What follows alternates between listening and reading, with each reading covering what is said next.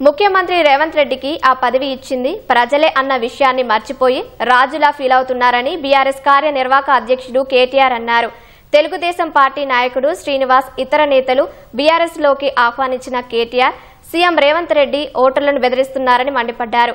CM ప్రజల సొమ్ముకు ధర్మకర్త మాత్రమే అన్న కేటీఆర్ ఇష్టం వచ్చినట్లు మాట్లాడితే ప్రజలే బుద్ధి చెబుతారన్నారు. జూబ్లీహిల్స్ ప్రజలు కాంగ్రెస్ కు బుద్ధి చెప్పేందుకు సిద్ధంగా ఉన్నారని వ్యాఖ్యానించారు. ఇందిరమ్మ రాజ్యం అంటూ హైడ్రా బుల్డోజర్ పేరుతో పేదలపై కాంగ్రెస్ నేతలు జులుం ప్రదర్శిస్తున్నారని మండిపడ్డారు. భర్త చనిపోయి మాగంటి సునీత ఏడిస్తే కాంగ్రెస్ నేతలు డ్రామా అంటున్నారని ఆగ్రహం వ్యక్తం చేశారు. ఎలక్షన్లు వస్తాయి పోతాయి, వచ్చినప్పుడు ఏం చెప్పాలి ప్రభుత్వంలో ఉన్నోళ్ళు? ఇగో మీరు మాకు అవకాశం ఇచ్చిర్రు, మీరు మాకు ఓట్లేసి మళ్ళీ గెలిపిస్తే మంచి పనులు చేస్తా అని చెప్పుకోవాలి, ఏమైనా తప్పులు ఉంటే తప్పులు కరెక్షన్ చేసుకుంటా అని చెప్పుకోవాలి.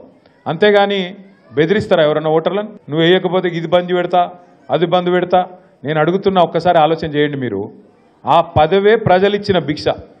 ఆ పదవి మంత్రి పదవైనా ఎమ్మెల్యే పదవైనా ముఖ్యమంత్రి పదవైనా మీరు పెట్టిన భిక్ష. మీరు కాదనుకుంటే పెద్ద పెద్దోళ్ళే దిగిపోయినారు. ఎన్టీ రామారావుని ఒడగొట్టిరు, ఈ దేశంలో ఇందిరమ్మను ఒడగొట్టిరు. మరి ఈయన ఎంత గట్టిగా మీరు అనుకుంటే తీసవతల వారేస్తారు. కానీ ఆయన ఎక్కువ ఊహించుకుంటున్నాడు.